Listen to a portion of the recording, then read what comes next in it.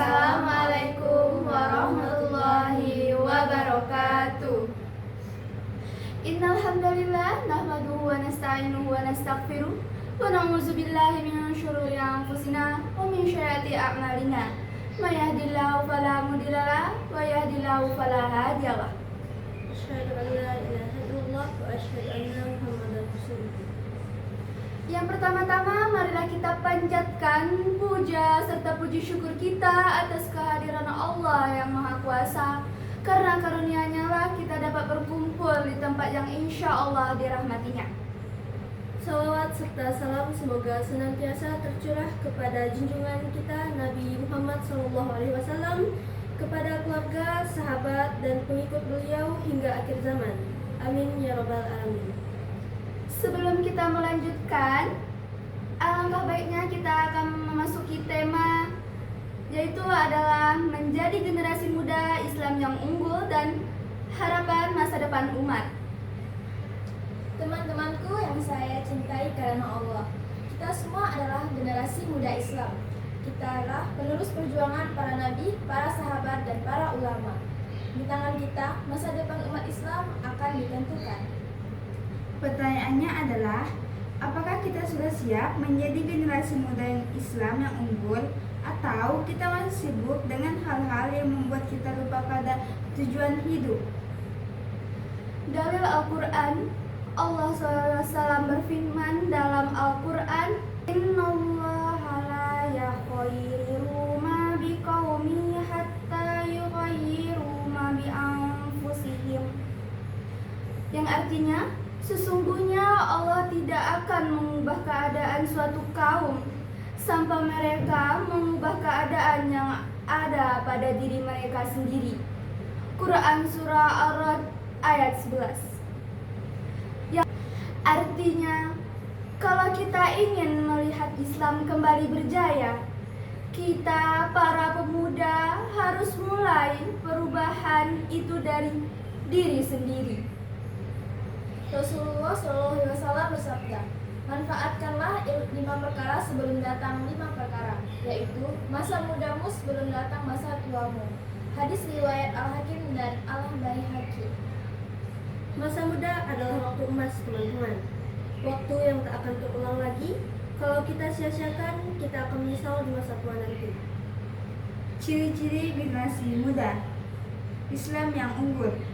Teman-teman, menjadi generasi Islam yang unggul tidak cukup hanya dengan pintar atau populer, tapi harus punya iman, ilmu, dan akhlak.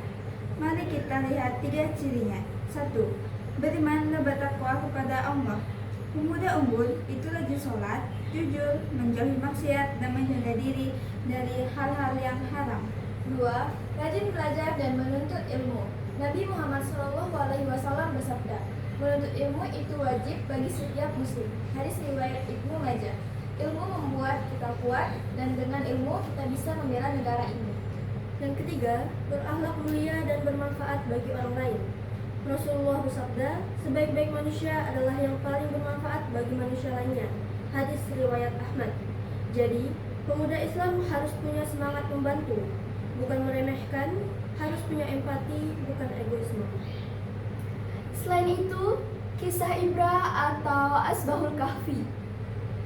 Teman-teman, di dalam Al-Quran ada kisah pemuda yang luar biasa, yaitu Ashabul Kahfi.